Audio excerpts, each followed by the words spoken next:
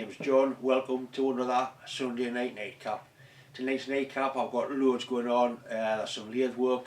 I get some broken studs out, some really badly corroded studs. I'll show you how I get them out. I put a little bit of film on of the model engineering exhibition I was at yesterday in Manchester. Not in any order, just some random clips with a little bit of background music. First thing I'm going to do is the draw for the little John Bull DTI gauge that Bob did up for us. So I'll have a look in the bucket. It's 27, 28 names coming this week. They're all coming in at a steady rate, but I have slowed down. Right, there's a one. This looks like an oldish one because it's probably got some Stig slaver on it. Right, the name I've got here is James White.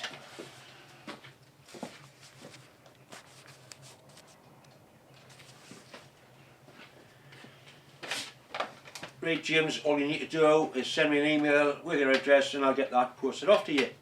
I'm going to do another giveaway. This time it's going to be for one of the Banggood DTIs I did the review on. The better one of the two, the metric one. That's it there in this little box with its calibration certificate. But you've seen the work to do the job. As usual, if you want a chance at winning that, all you need to do, send me an email. That's my email address up there. All I need is your name, your full name like John Mills, not just John. Your name goes into the bucket. If you win, it gets posted off. Your name stays in the bucket until it's drawn out or until I'm not here to do any more giveaways, I suppose. I've done quite a lot of plasma cutting this weekend for bits and pieces for various friends. I'm going to show quite a long plasma cut. So what I'll do, I'll probably put a third video on the end, just pure and simply to show the plasma, because not everybody likes watching a plasma cutter cut shapes out. I personally think it's fascinating.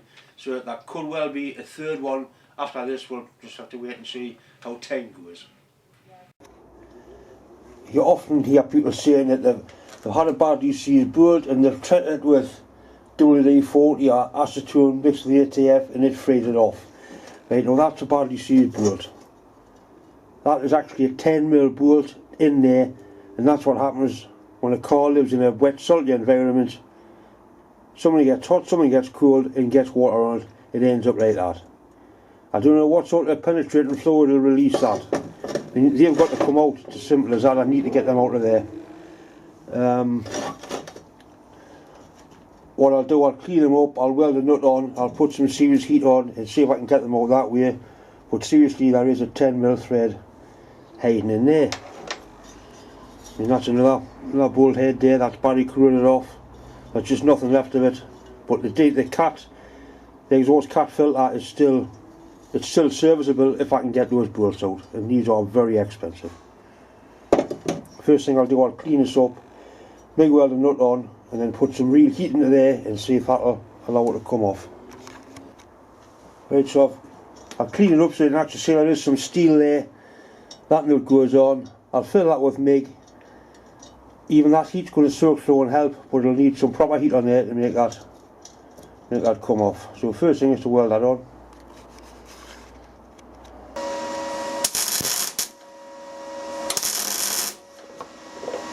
That's a little bit of weld just on the end of the stud, just to get a bit more height.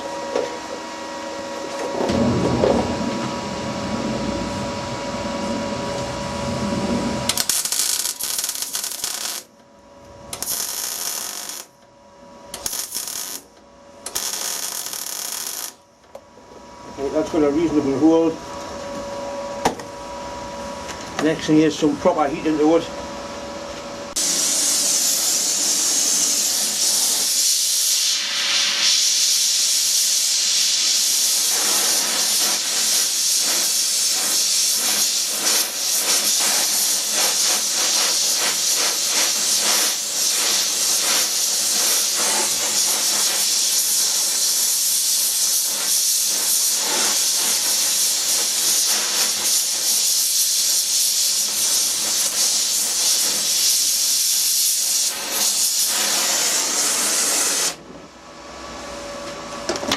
So now gently nothing happens.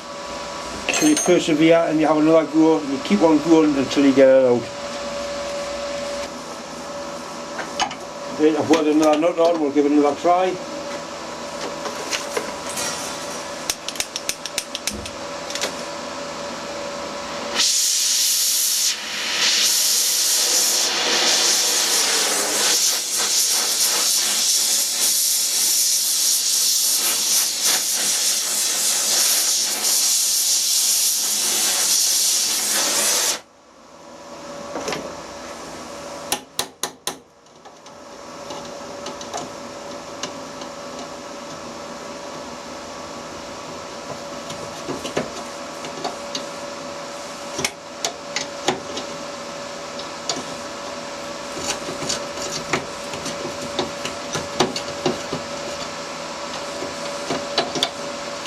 Working it as long as it's free, you keep going at it. If it starts to tighten up, you let it cool down and try it again. It might need more heat, it might need to cool down. But that one certainly appears to have given in. It's a bit of a struggle, but it is coming out.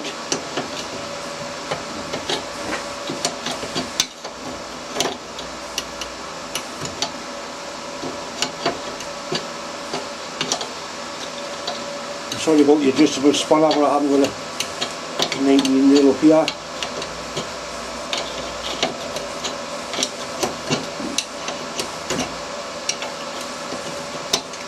Make sure that's it out. And like I say, that is a 10 mil fine threaded hole in there. Now we'll have a go at the other one. If it had pulled the threads out of there, I could have put a thread repair in, but that one's open bottomed straight through. This one here is closed bottomed, it's a blind hole, so this one could be a little bit more difficult.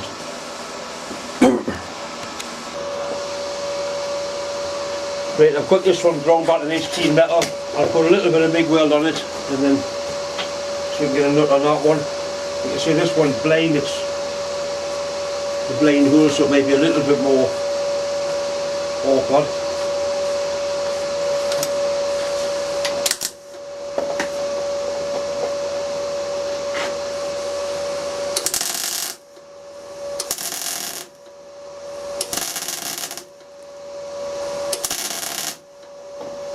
Surprising what error it can be with a MIG welder if you're careful. Make sure you just get on the stud and not get onto the cast part.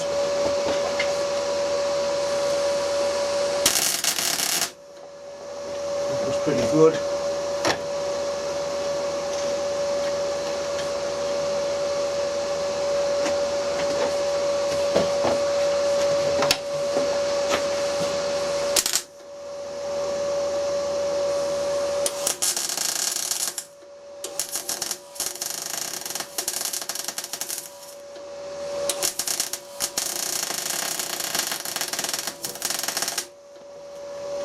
Right, once again a little bit of heat and then hopefully it'll give in. Quite often if you let that cool off there might be enough heat in there to allow it to come out, but I think in this particular situation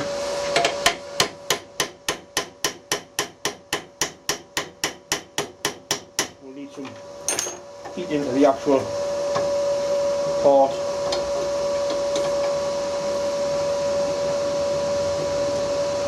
Not much happening there.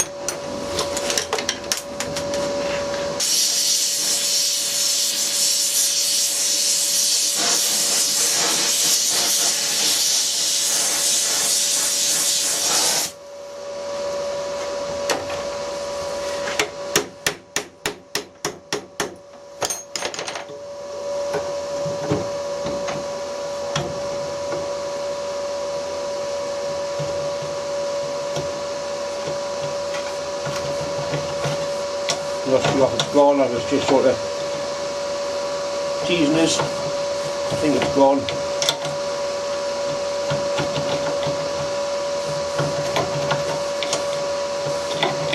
Teasing this, there with us there.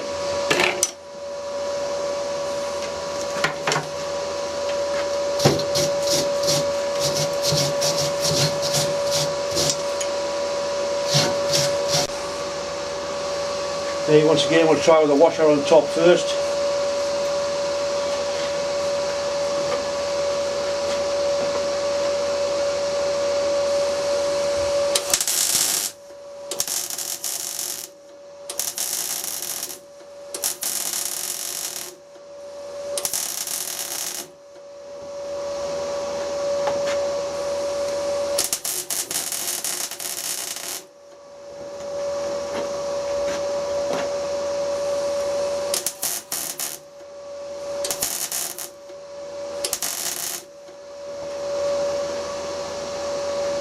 absolutely appears to have a decent hold.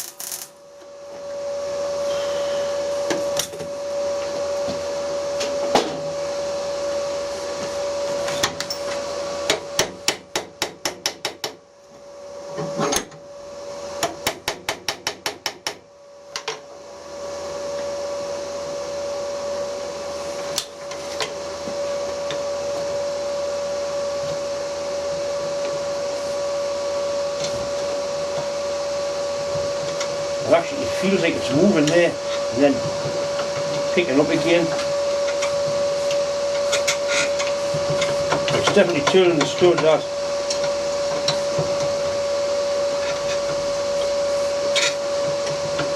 I'm going to let it cool off. Sometimes heat goes against you. It's definitely moving.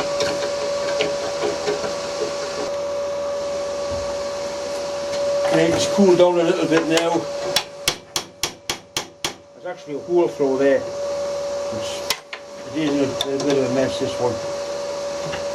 But it is moving. It's certainly trying to come out.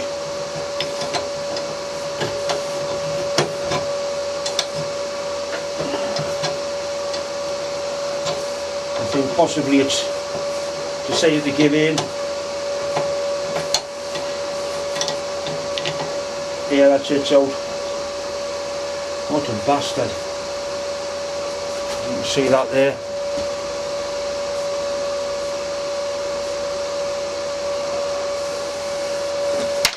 It's actually lifted the thread a little bit, but I'll be able to put a tap through there and I'll be able to save this, definitely. So next time somebody says they've got a rusted thread, they don't know what a rusted thread is really.